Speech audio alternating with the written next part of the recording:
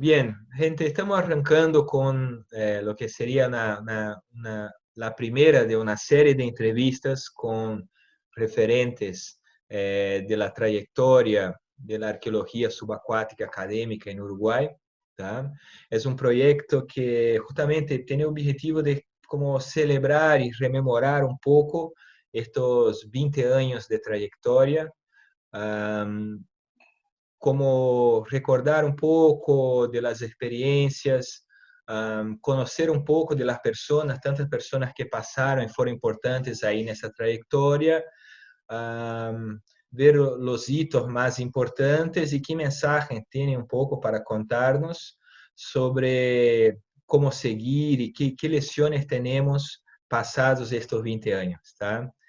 Y este primer encuentro que vamos a tener es con el doctor Antonio Lezama, que fue el fundador del grupo, el pionero de la arqueología subacuática académica en el Uruguay, y que va a estar con nosotros contando un poco de esta experiencia. Y primero, bien, agradecer a Antonio por aceptar esta invitación, de estar aquí contando un poco para mí y para tantas personas que van a nos estar escuchando ahí interesados en el tema, sobre cómo fue esta experiencia. Y se podría entonces, Antonio, no sé, presentarse un poco ahí. Y ya te dejo una pregunta inicial, si nos podría también ya contar un poco de cómo surgió la idea de la creación del programa de arqueología subacuática en la Facultad de Humanidades y Ciencias de la Educación de la UDELAR en los años 2000 y cómo fue recibida por la comunidad académica de la época. Bueno, buenas tardes a todos. Y primero agradecerte, Rodrigo, por la idea de hacer estos programas y muy en particular por haber tomado la responsabilidad de continuar esa obra que yo empecé hace 20 años, y como ya habrás experimentado en estos últimos años, no es una tarea sencilla. Es decir, sin duda la necesidad de una arqueología subacuática académica es una evidencia para todo el mundo, dada la cantidad de restos arqueológicos que hay en las aguas uruguayas. Pero su concreción, su puesta en marcha y su desarrollo sigue siendo una tarea muy difícil, aún 20 años después de haber empezado. Acá, como dice el tango, 20 años no es nada, pero sí, ha sido mucho esfuerzo en estos 20 años. Se han logrado muchísimas cosas, pero todavía cuesta creer todavía lo que falta para que realmente la investigación académica pueda actuar a sus anchas en el escenario uruguayo. Tú me preguntabas cómo fue el inicio de esto. Exacto. Es, Ajá. es una pregunta muy larga. En realidad fue relativamente azaroso, porque yo estaba totalmente desvinculado del tema arqueología subacuática. Mis inicios como arqueólogo fueron como prehistoriador, así yo hacía arqueología prehistórica, más bien especializado en la talla de instrumentos de sílex, es decir, una cosa media sofisticada dentro de la prehistoria. Después, porque tenía una formación de base como historiador, me dediqué a la arqueología histórica en áreas rurales, y en esos temas estaba. Había inventado, entre comillas, una subdisciplina que denominaba arqueología rural, que eran los primeros asentamientos de origen europeo en territorio uruguayo, cuando un buen día me llaman por teléfono de la Comisión del Patrimonio para decirme que me iban a llamar unos buscadores de tesoros, unos empresarios privados, para trabajar en el tema de la arqueología subacuática, y me advertían de la problemática para mí hasta entonces desconocida entre lo que era la búsqueda de tesoros y la práctica de la arqueología. Bueno, muy bien. efectivamente, a partir de esa advertencia, no sé, a los pocos minutos, a las pocas horas, no sé muy bien, me llaman, ¿no?, de una empresa cuyo titular más conocido era el fallecido Héctor Vado, pero había otras personas atrás. Yo ya era profesor universitario dedicado, como les decía, al campo de la arqueología histórica. Y cuando me plantean esa posibilidad, y ya yo ya había quedado reflexionando a partir de mi conversación con Patrimonio, mi posición personal era, y bueno, sigue siendo, que más vale hacer algo de arqueología que no hacer ninguna.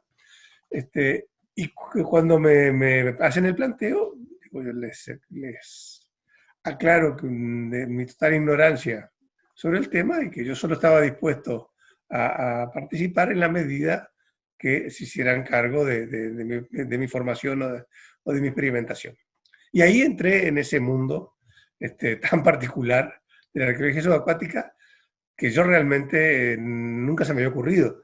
Incluso teniendo la particularidad de ser cazador submarino, era un buzo aficionado desde mi infancia prácticamente, así que conocía bien las aguas uruguayas y en parte el buceo, no el buceo con tanque, sino simplemente en apnea, en esas condiciones.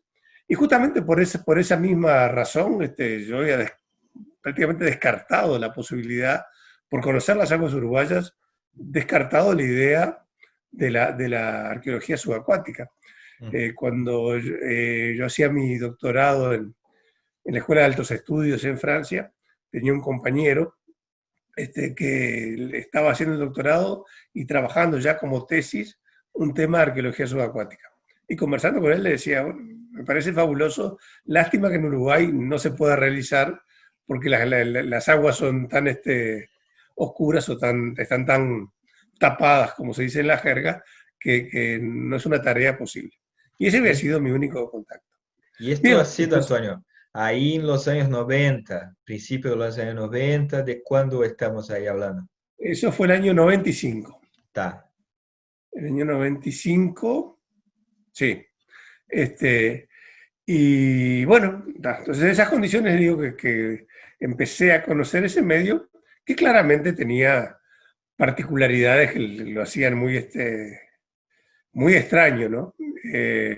La propia dinámica de estas empresas de búsqueda de tesoros, que me costó bastante tiempo entender cómo funcionaban, en particular por el hecho de la aceptación, es decir, aunque a mí me parecía un sinsentido económico, de esperar 1 o 2 años que yo considerara que estaban relativamente en condiciones de hacer algo que se pareciera a la arqueología. Bueno, y así fue. Y en la medida que el proceso fue avanzando, también se fueron poniendo de manifiesto serias dificultades de funcionamiento, como era previsible, es decir, el contraste entre lo que puede ser una intervención de interés económico y una intervención de interés cultural. Es decir, son dos campos que se pueden rozar y superponer en algún momento, pero que rápidamente entran en contradicción.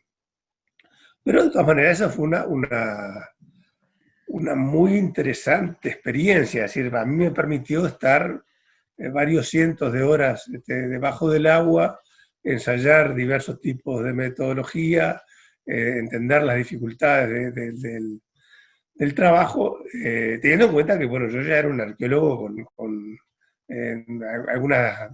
más de una década de experiencia de trabajo de campo, es decir, que la arqueología para mí no era una novedad, entonces intentar hacer o aplicar las mismas metodologías y técnicas que se aplicaban en tierra bajo el agua resultaba bastante complicado.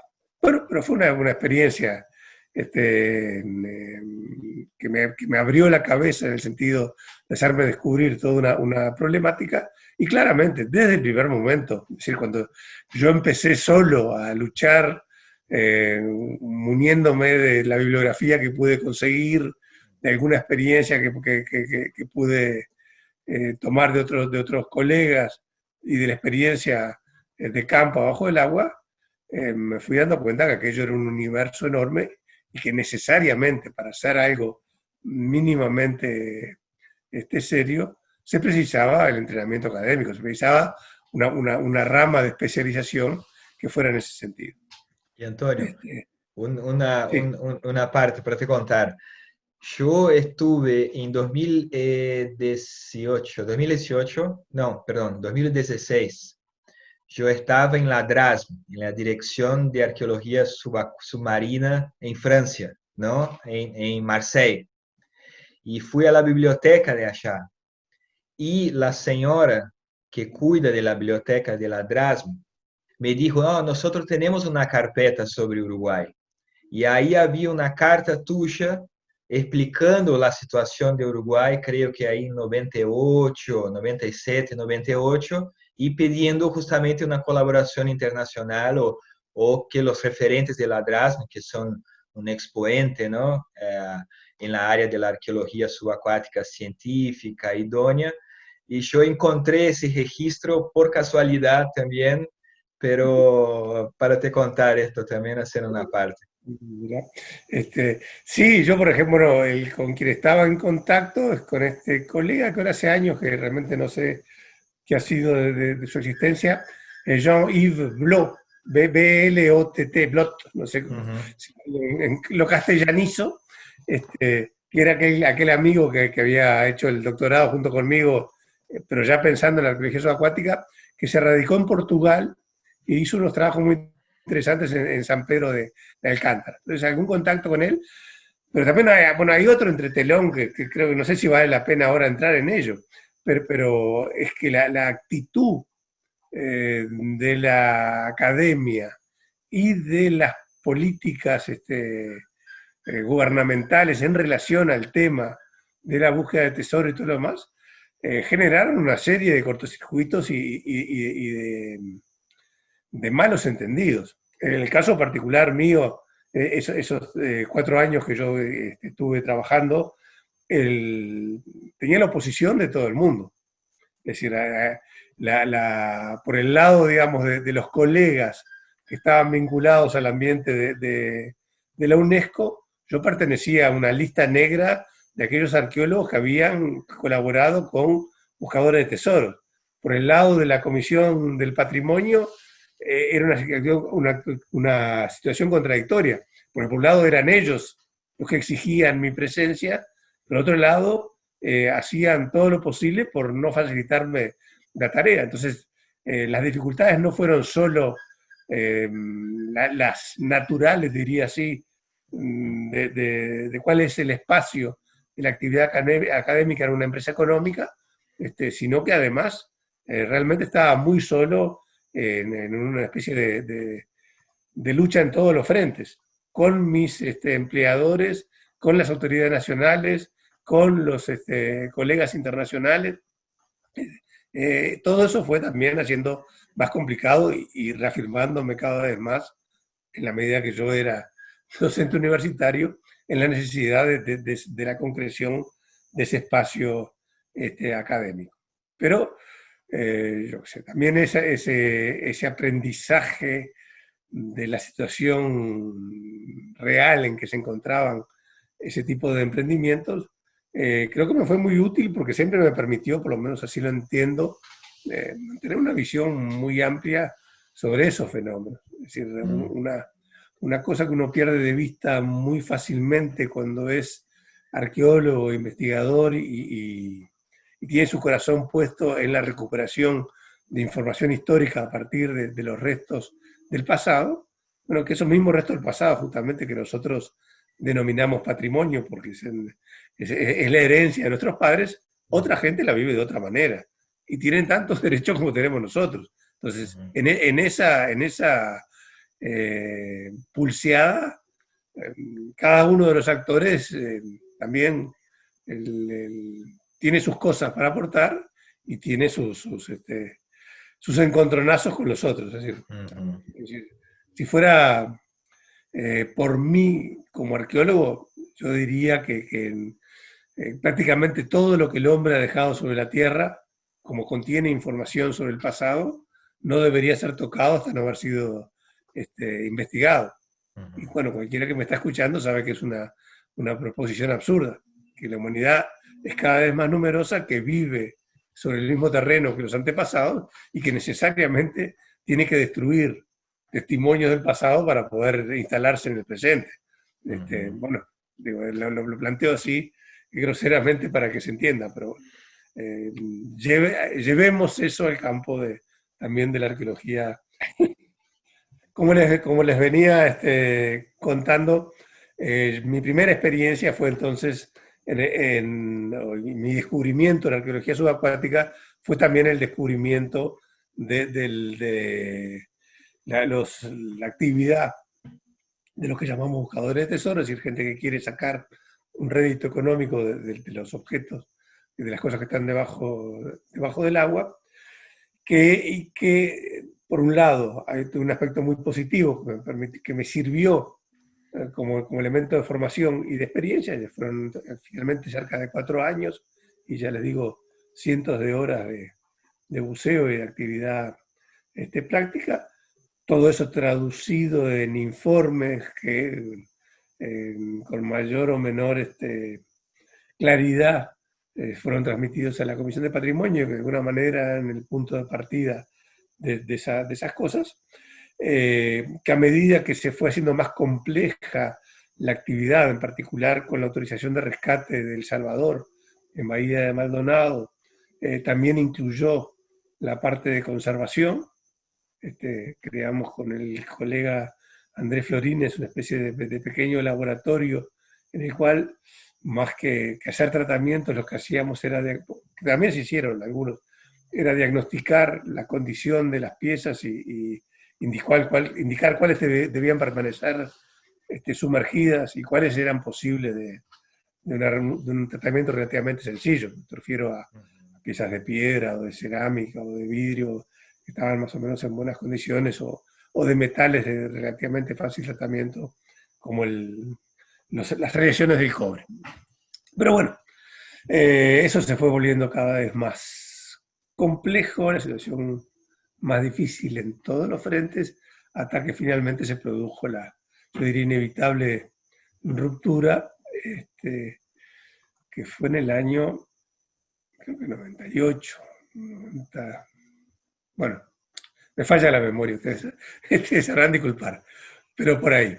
Lo que tengo bien claro es que a partir del año 99, yo ya liberado del compromiso con la empresa privada, y plenamente convencido de la necesidad de de desarrollar un programa universitario, empecé a moverme a nivel de mi institución en aquella época, que era la Facultad de Humanidades y Ciencias de la Educación, para tratar de promover la arqueología subacuática, aprovechando la experiencia que yo había tenido. Que yo repito, parece que había sido interesante por los distintos ángulos que habían entrado en juego y por la parte práctica, porque yo creo que hasta ahora, no creo, no, estoy seguro, no había habido ningún arqueólogo uruguayo que hubiera metido la cabeza bajo el agua y le hubiera dejado tanto tiempo como la dejé yo.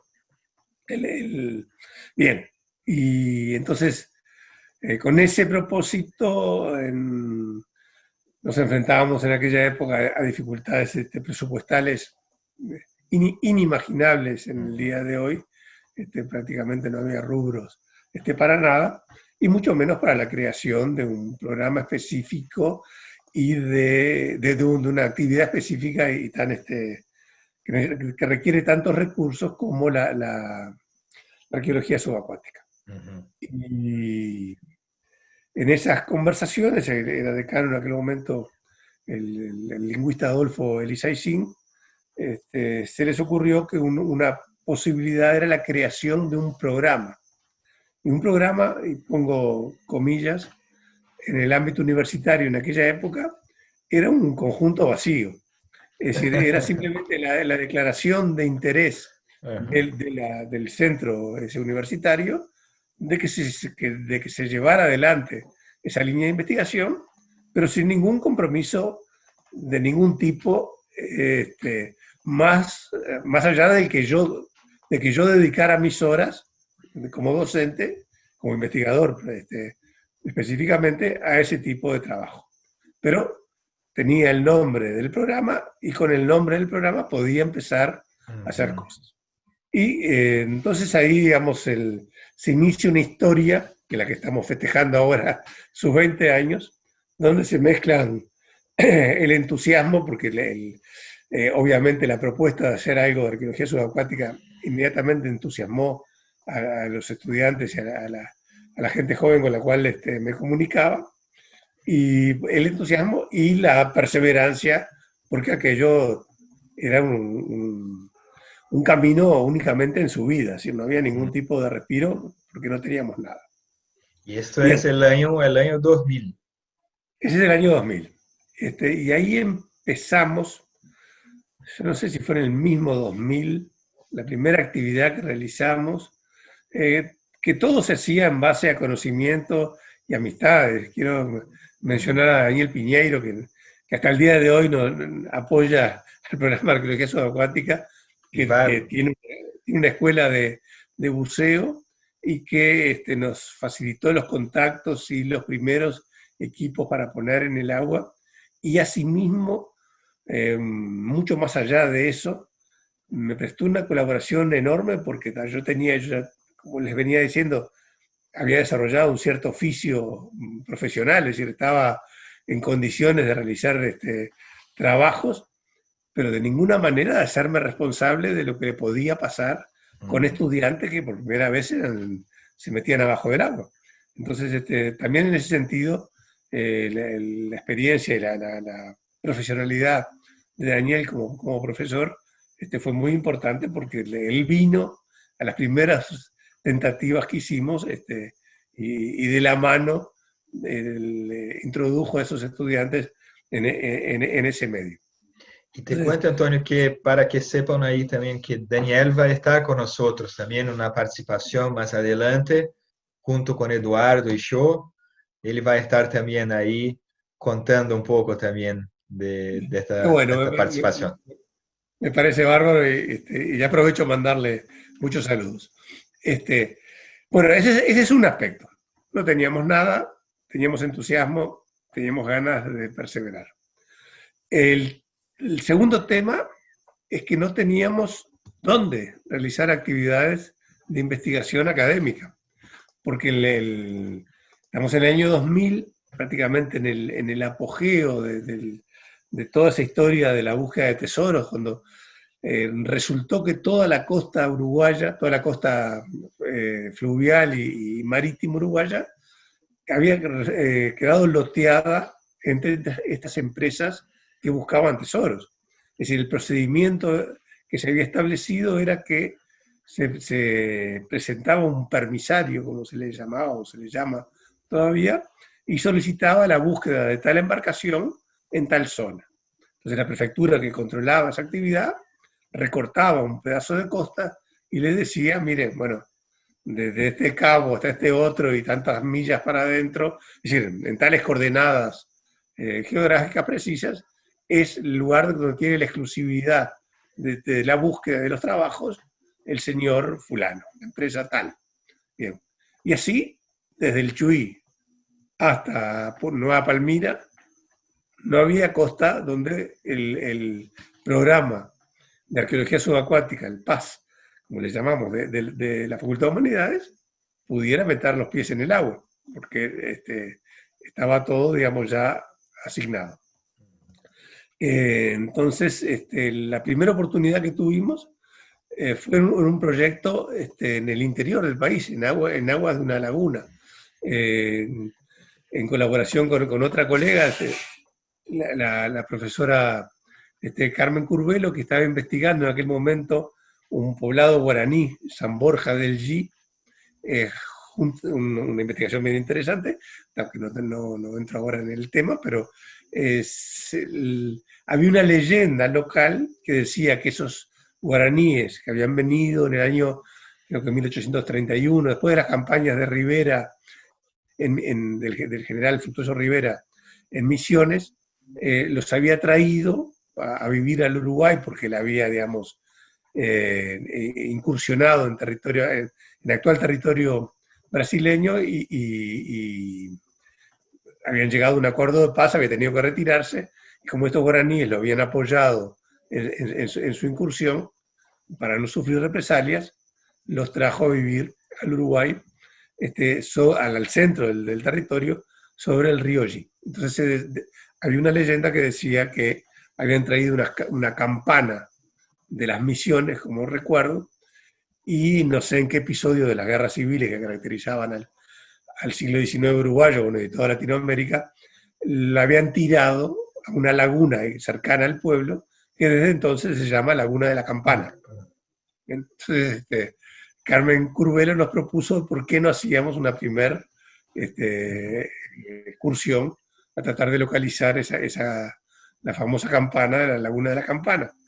Y ahí arrancamos con una metodología que nos dio mucho resultado, que fue aprovechar una instancia de investigación para generar lo que desde entonces llamamos como sitio escuela.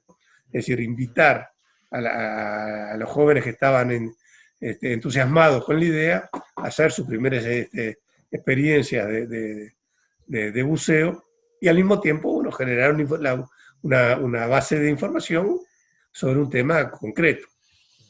Y bueno, y efectivamente allí fuimos. Y fue bien interesante porque esta Laguna de la Campana es de un agua negra, pero como el chocolate. Es decir, cuando uno ve la claridad dentro del agua, es decir, lo que han buceado, me entenderán, uno va subiendo y va saliendo, de golpe ve una cierta claridad, bueno, en el mismo momento está la cabeza fuera del agua.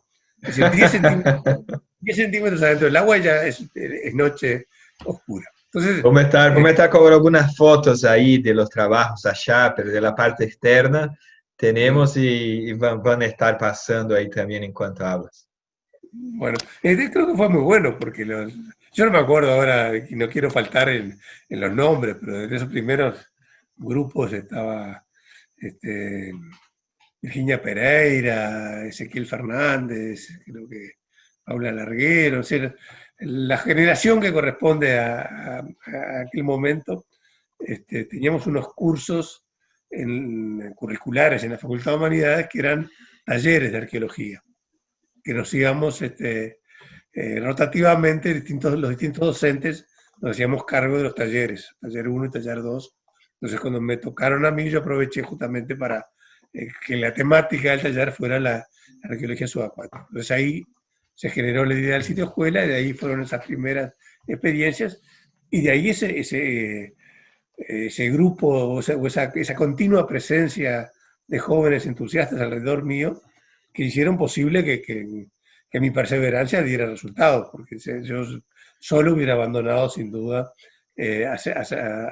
ahí mismo, al comienzo de esta experiencia, por la falta de recursos y lo difícil que era todo.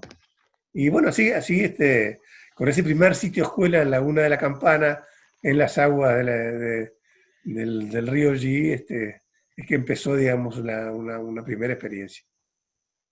Y después una cosa fue trayendo otra. También ese momento para la arqueología en su conjunto, ese quiebre entre el siglo XX y el siglo XXI, fue cuando los estudios de impacto y la necesidad de la preservación arqueológica empezaron a tomar carta de ciudadanía. Ya de a poco se tomó conciencia de que no se podía, bueno, o no se debía, mejor dicho, realizar ninguna obra importante sin un estudio previo al punto de vista arqueológico para ver qué tipo de patrimonio se encontraba en el lugar donde fuera a hacer esa obra. Entonces ahí fuimos enganchando pequeños trabajos de estudios de impacto, es decir, como programa. También es otra de las ventajas de ese nombre, que era simplemente un nombre, pero que nos permitía presentarnos con cierta autoridad universitaria, y ahí fuimos consiguiendo esos primeros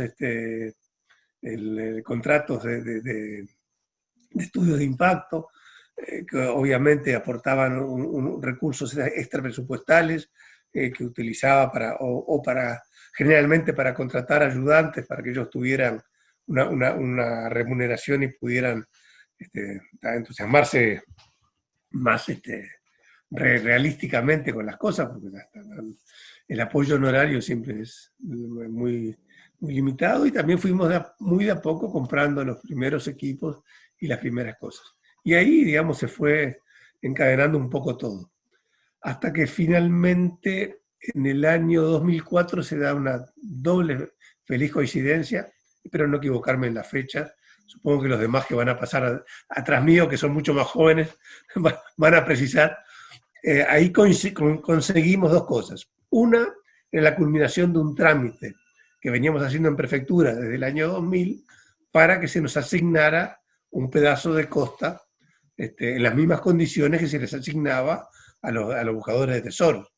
Que es que, por un lado, culmina un proceso que habíamos empezado en la prefectura, si había empezado la facultad, para conseguir una zona donde investigar, que terminamos consiguiendo en las mismas condiciones que los buscadores de tesoros. Es decir, también las dificultades siempre siguieron de todo punto de vista, formal y práctico.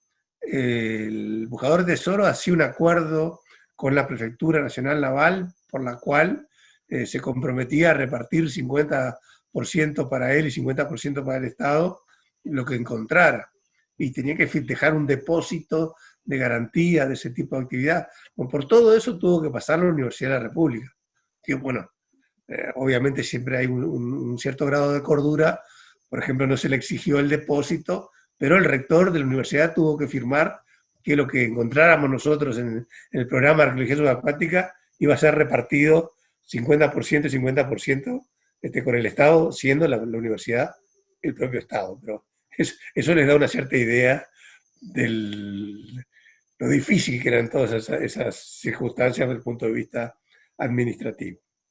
Bien, y para nuestra alegría, el pedazo de costa que estaba liberado, es decir, que no tenía ningún pedido privado pendiente, era más o menos todo el que unos, no sé exactamente ahora, pero quizás 5 kilómetros que enfrentan, cuyo centro estaría Piriápolis, digamos, un poco hacia el oeste y otro poco hacia el este, un lugar bien interesante por la facilidad de acceso y por las condiciones en general relativamente buenas de navegación y de buceo.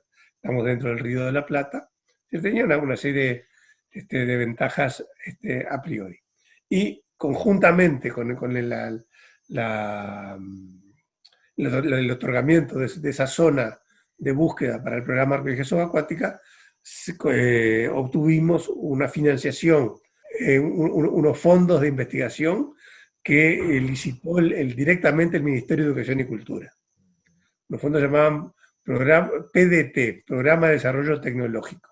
Ese fue el primer paquete así de financiación que recibimos estrictamente como organismo académico. O sea, acá ya no eran estudios de impacto, sino que era el plata para investigar. Y eso entonces nosotros, aprovechando el área de Piriápolis, pusimos como objeto de estudio la búsqueda de la que se conoce como nave capitana, porque nunca se supo el nombre, de la expedición de Martín Alfonso de Sousa, que era un expedicionario portugués, y que era muy, muy interesante y muy importante porque venían, digamos, a instalarse en la boca del Río de la Plata como puerto de entrada hacia las riquezas del Perú. Estamos hablando de 1528, 29, es decir, muy tempranamente en el proceso de colonización, y al perderse esa nave capitana, al naufragar esa embarcación, de la cual se salvaron casi todos sus integrantes, entre ellos Martín Alfonso de Sousa, que era el capitán. Tenía interés de todo punto de vista, es decir, como investigación histórica, como contexto de la época colonial, la posibilidad de encontrar el barco y todo lo demás. Y ahí entonces, como estábamos relativamente ricos, para decirlo en términos populares, aprovechamos para hacer muchas cosas. Contratar gente específicamente para el proyecto. Ahí fue donde por primera vez interviene Leticia D'Ambrosio, que es una de los pilares todavía del del programa al día de hoy como antropóloga cultural para introducir lo que era toda la parte del aprovechamiento actual de la costa. Se trajo un equipo de investigadores de Francia con un sonar de barrido lateral, que era un aparato que acá no existía. Este era un grupo amateur, bastante artesanal, pero con mucha experiencia y que nos permitió hacer esa primera eh, experiencia también y formación con las imágenes de sonar. Bueno, le pudimos dedicar horas al museo, pudimos alquilar equipos ahora formalmente, pues, y no solamente, que también se hizo, no solamente como apoyo así generoso. Y bueno, fue un proyecto muy interesante, que creo que esa sí fue realmente la primera experiencia académica pura y dura, que dio lugar a un extenso informe que lamentablemente nunca, y confieso mi error, nunca me preocupé por publicarlo como tal, pero que está disponible por lo menos supongo que en la Facultad de Humanidades, donde se ven los distintos ángulos y la complejidad del trabajo académico que después se fue haciendo cada vez más difícil, ¿sí?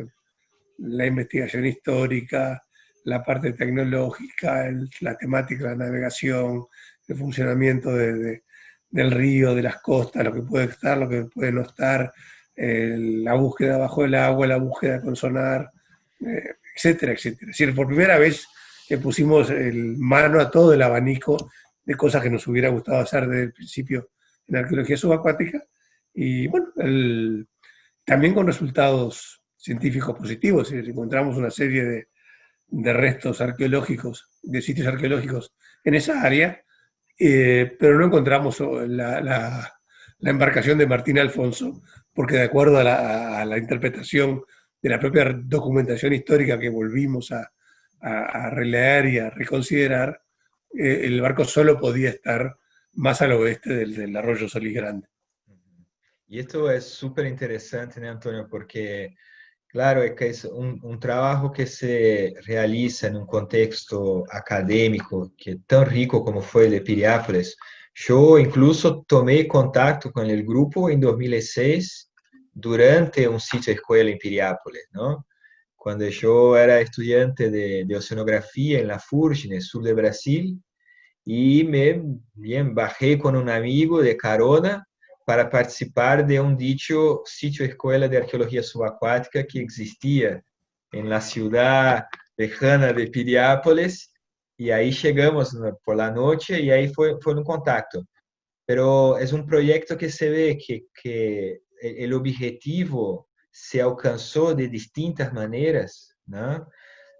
Más allá del puntual haber encontrado la nave ¿no?, que daba nombre al proyecto, que capitaneaba la idea del proyecto y generó la visibilidad, se encontraron muchos estudiantes, se encontraron tesis, publicaciones, una prueba de métodos, ¿no? Tanto la parte que es un continuo, fue trabajos hechos en la parte en tierra, en la parte intermareal y también en la parte subacuática. Yo acompaño mucho porque hoy, más o menos, junto con Eduardo Quelvigian, que es otro docente del grupo, que ingresa un poco por esta época, ahí ingresa en el grupo también y que sigue con nosotros como docente del CIPAC. Nosotros cuidamos, hacemos una curaduría de los documentos del PAS, ¿no? Que pudimos guardar y que están acá en el CURE, en la sede de Maldonado del CURE. Y se ve que en este periodo también, o sea, es justo donde es un marco, se percibe por la documentación que es un marco y que también se empieza como el grupo empieza a trabajar con varias otras instituciones y también se ve una diversificación de temas, de esto que mencionara, ¿no? Del ingreso de Leticia de Ambrosio con una vertiente más de la arqueología marítima. Y ahí esta diversificación del grupo, más allá de métodos y técnicas de investigación subacuática, para una arqueología marítima y subacuática más amplia, un poco más robusta, ¿no? ¿Esto fue intencional o fue resultado de las experiencias vividas ahí durante los años anteriores? No, bueno, las dos cosas, Rodrigo. Fue intencional y fue el resultado de las experiencias, porque uno, a medida que va trabajando, se va dando cuenta de cuál es el abanico o el espectro de temas que implican la arqueología subacuática, que es enorme y que de ninguna manera pueden caber en la espalda de una sola persona. Es decir, desde los aspectos, es decir, del uso actual de ese mismo medio y sus consecuencias sobre lo que pueden ser los valores patrimoniales, hasta la conservación de las piezas que se recuperan en las tareas de, es decir, de cosas, es decir, distintas técnicas, distintas especialidades, distintos enfoques, la parte histórica, la revisión de documentos, los diarios de época, porque cuando uno tiene un área como esa para investigar, no estaban solo los barcos del siglo XVI, es decir, todo lo que cayó al agua en los últimos 1000 años está allá abajo. Entonces, para cada uno de esos temas uno tendría que tener una apertura académica para poder investigarlo. Entonces, nos confrontó y me confrontó personalmente a esa diversidad, pero al mismo tiempo nos mostró el potencial de esto. Es decir, a partir del 2004, el PAS, el Programa de Arqueología Subacuática, realmente vivió una verdadera explosión. Nosotros hacíamos, no sé si semanalmente, pero casi semanalmente, una reunión en lo que se llamaba el Laboratorio de Arqueología en la facultad, que era un sótano bastante carente, digamos así, y venían 10, 15, 20 personas entusiastamente, repetidamente, a tratar de participar, a aportar sus cosas. Entonces de ahí incluimos distintas...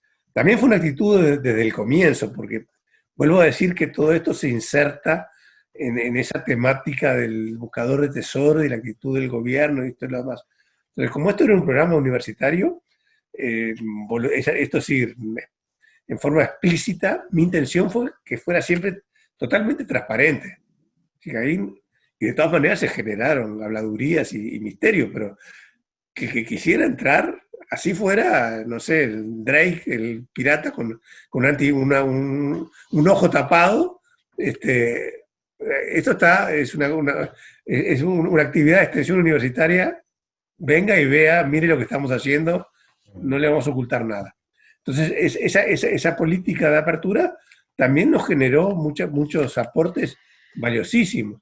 Estoy pensando, yo que sé, en compañeros con experiencia de navegación pura y dura, como Julio Choca, que vino también de aquella época, químicos como Miguel Castiglioni, y me olvido de otra gente, lamentablemente, estudiantes con formaciones en otros aspectos, en la parte legal, en la parte más de informática. Es decir, logramos movilizar por el entusiasmo que generaba eso una cantidad de gente notable, si no esto nunca hubiera progresado. Y eso permitió en alguna medida explorar ese abanico. Obviamente, para hacerlo en forma sistemática, deberíamos haber tenido media docena de cargos universitarios, que los tuvimos después. Pero esto era gente que ponía de su tiempo, que ponía de sus ganas, que ponía de su entusiasmo, pero así, bueno, pudimos leer miles de páginas de información, pudimos construir imágenes, pudimos archivar fotos, pudimos tratar objetos, todo eso hubiera sido imposible sin ese entusiasmo y esa colaboración permanente. Que creo que era simplemente, bueno, por un lado porque el tema en sí mismo es particularmente interesante, y por otro lado porque realmente cuando nos propusimos hacer un espacio abierto, lo hicimos. Es decir, nunca le pusimos reparos ni trabas de ninguna especie a nadie. Y por la fuerza de los hechos, también la gente que nos sostuvo hacía su propia evaluación. Y, no, algo que los que escuchen saben o tienen que saber, la arqueología subacuática es muy folclórica y apasionante, pero es un oficio duro. No es tampoco para cualquiera, hay que tener una cierta disposición al aguante. Yo diría que la investigación científica en general, es decir, si no se tiene perseverancia y constancia y se hipotecan muchos cientos de horas para un muy pequeño resultado, no funciona. Pero el hecho es que se consolidó un grupo que después a lo largo de 10, 15 años fue la base del PAS y que nos permitió seguir creciendo. Así que el 2004 y Piriápolis fueron muy importantes. Y a partir de esa experiencia, después se consiguió financiación de la propia Comisión Sectorial de Investigación Científica de la universidad. También nuestro propio crecimiento nos permitió ser más ambiciosos en el tema de los estudios de impacto. Hicimos algunos trabajos muy bien remunerados. Pudimos comprar equipos impensables y siempre con rubros muy escasos desde el punto de vista institucional. Y bueno, eso fue un crecimiento permanente. Hasta que llega el momento de la experiencia del CURE, que fue un poco el punto de culminante de mi participación ahí adentro, porque con la creación de los centros universitarios en el interior, se destinaron recursos a los grupos de investigación que fueron seleccionados. Vamos. Bueno, les estaba contando de lo importante que fue Piriápolis y ese primer proyecto.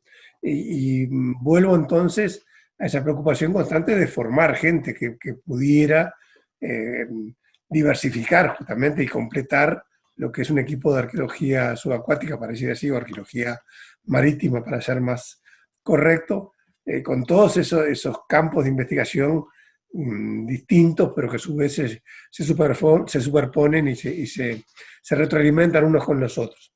Entonces, ya con esa experiencia y con esa posibilidad, insistimos sobre el tema de los sitios escuela y el tema de los talleres dedicados a la arqueología subacuática.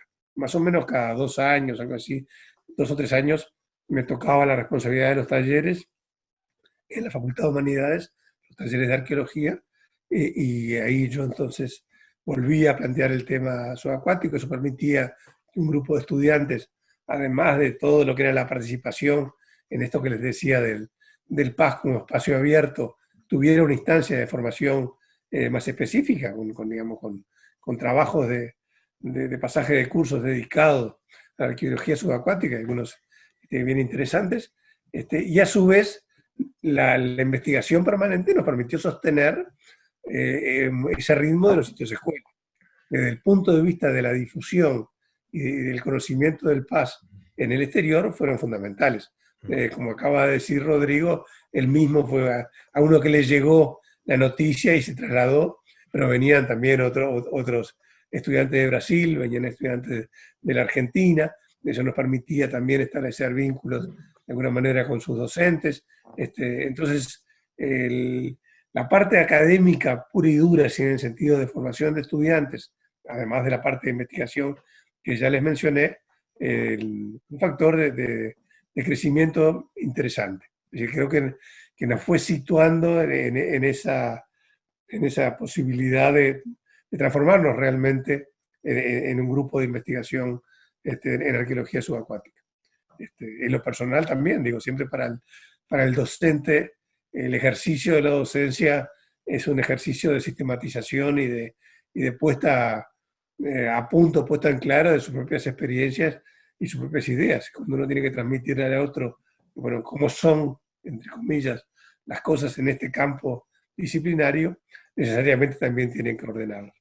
Y de esos sitios escuela, de esos talleres, resultó un trabajo escrito, que creo que es un poco la síntesis de mi experiencia en ese campo, aunque después la continué, pero del año 2009, que son un libro titulado Escritos bajo el mar, donde hasta el 2009 o hasta el 2008 hago una síntesis de lo que había sido todo ese proceso. Bueno, muy bien. Bueno, entonces, ese crecimiento continuo en lo académico, en la constitución del grupo, en la gente que participaba, en los aportes de gente que venía de distintos lugares, del medio académico, pero también del medio profesional, los contactos internacionales, eso significó un crecimiento importante y nos permitió, a la hora de este proceso de trasladar la universidad al interior, de presentarnos como grupo, como candidatos a ese traslado. Y con la idea de concentrar las actividades de investigación arqueológica en la Bahía de Maldonado, por la sencilla razón de que uno de los puntos de radicación de la universidad era la ciudad de Maldonado, y porque además desde el punto, en mi juicio, desde el punto de vista de las posibilidades de investigación, de desarrollo de sitios escuela, de experimentación de distintas cosas, la Bahía de Maldonado es el lugar idóneo, es la única bahía más o menos cerrada, porque también está bastante abierta, de toda la costa uruguaya, y eso hace que sus condiciones de navegabilidad y de buceo sean las mejores posibles, aunque no sean las óptimas, incluso a veces acompañado por una relativamente buena visibilidad, que es bastante raro en nuestras costas, y bueno, todo coincidía, y con los antecedentes de que ahí había varias decenas de embarcaciones que habían terminado su carrera en esa bahía o en sus alrededores. Así que todo apuntaba a consolidar eso.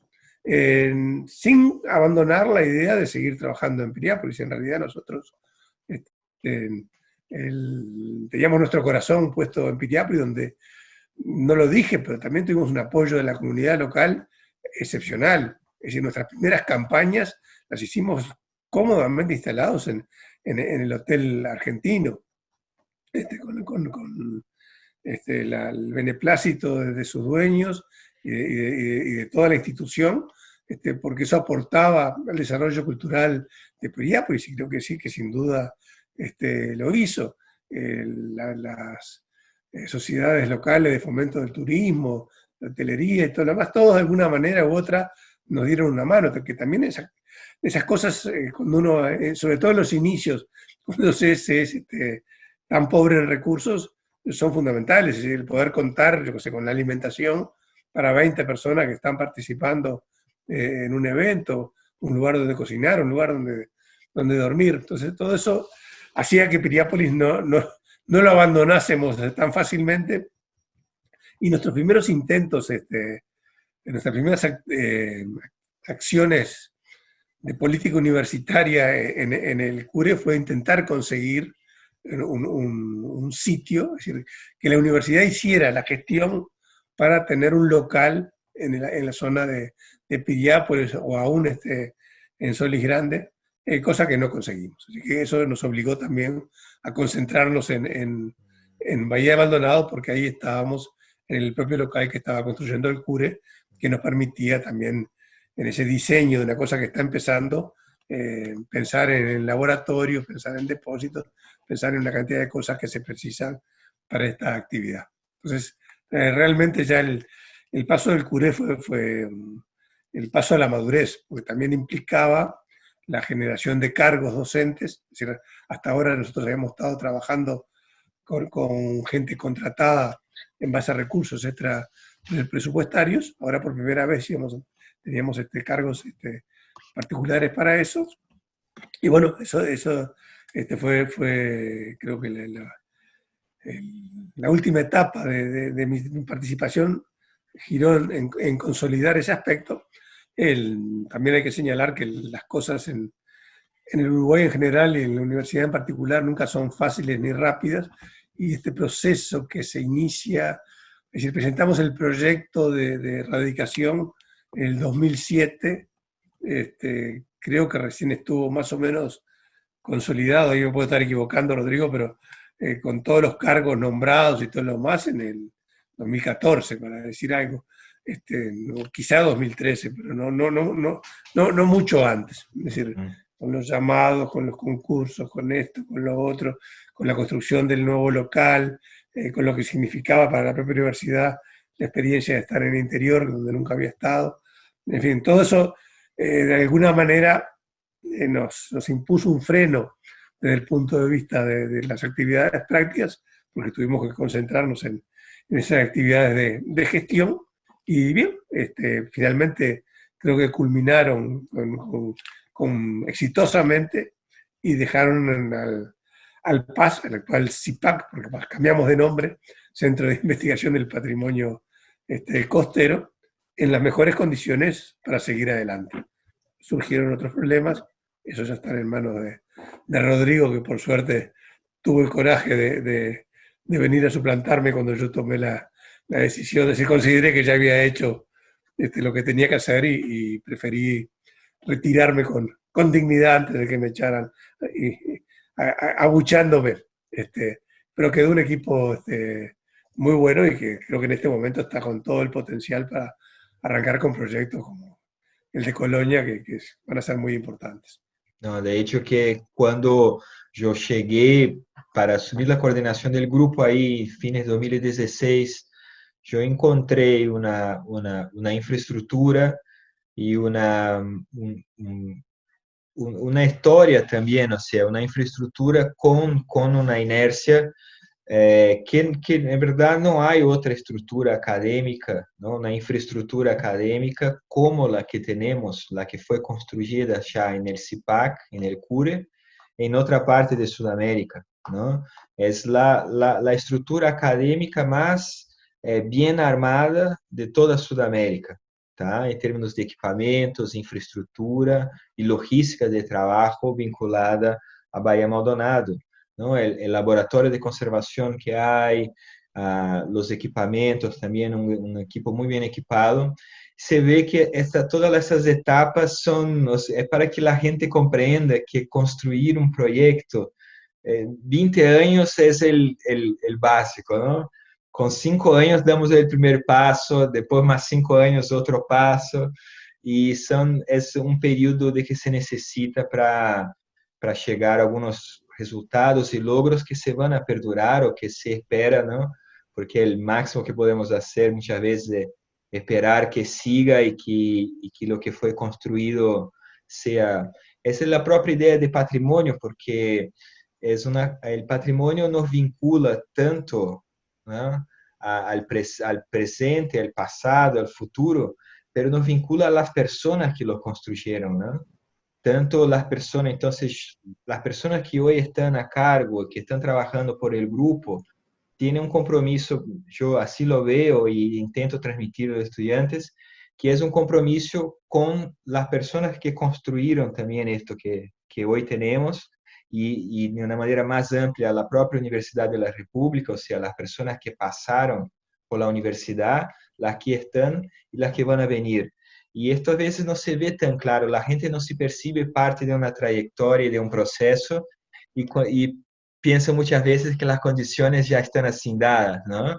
Que una institución como el CURE, que también es una excelente institución en calidad de servicios, en calidad de lo que representa, de construcción, de importancia para la región.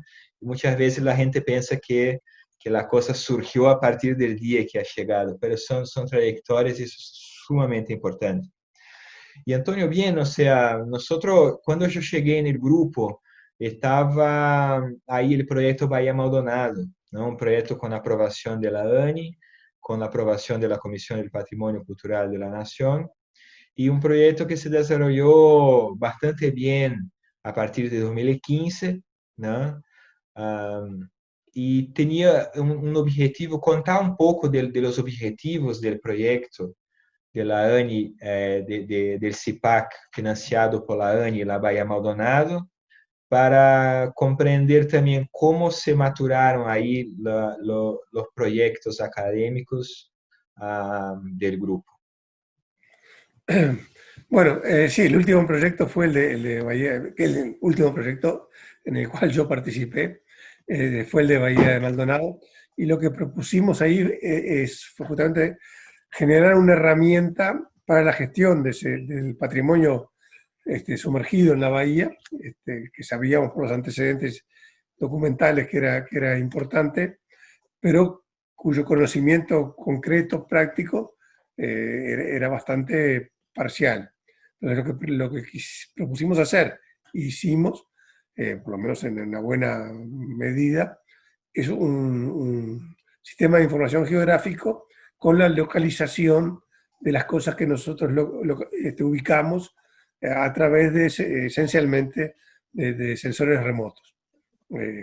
Fundamentalmente el sonar de barrido lateral, pero también nos dio para hacer un poco de experimentación con el uso del magnetómetro, que tenemos que el CIPAC dispone de un aparato interesante, también de perfilador de sedimentos, y aplicar todas esas técnicas.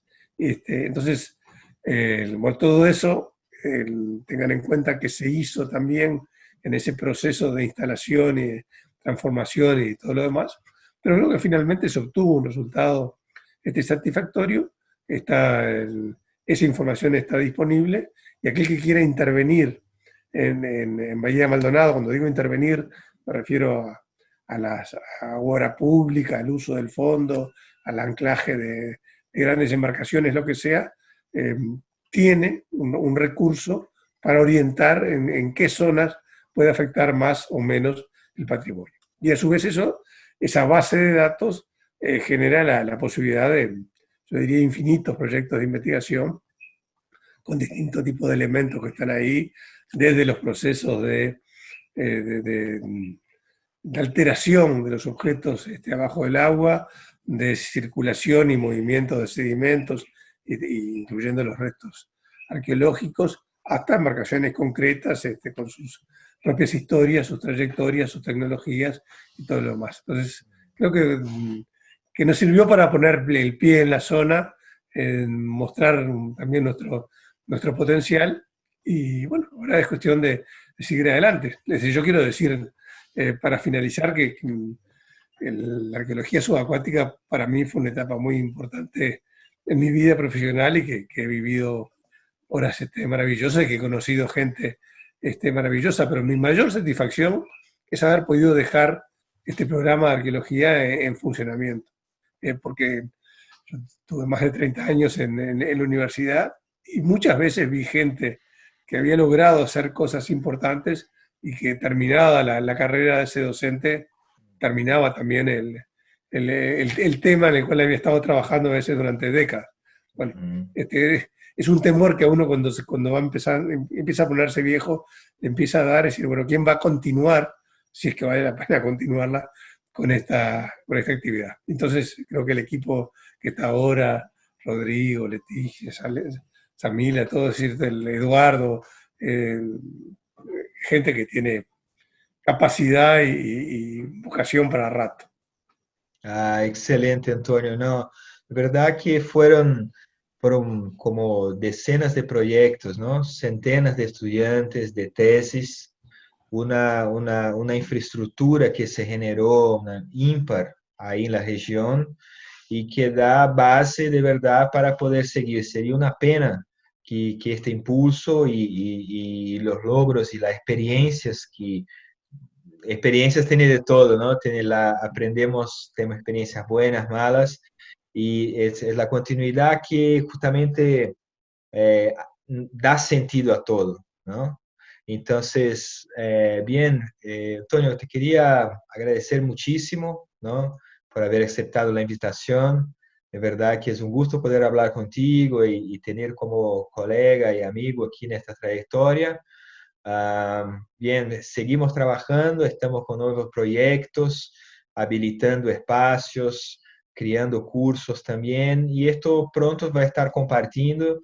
La actitud del grupo sigue completamente pública, abierta, colaborativa, y bien, vamos a estar poniendo también noticias, incluso el informe del proyecto Bahía Maldonado que mencionó Antonio, vamos a estar poniendo ahí en el enlace juntamente con el video acá en el YouTube, para quien quiera, y también pueden nos buscar ahí en los sitios web, tanto la página web del CIPAC, como también la página del CIPAC en el Facebook, en el Instagram.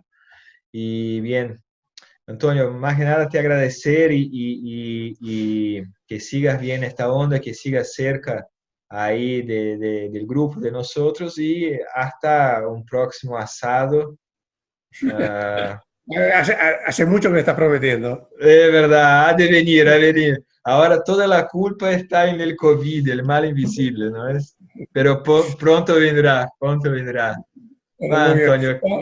No, no, gracias a ti, Rodrigo, y siempre estamos cerca, así que no los pierdo de vista. Excelente, muy bien, Antonio.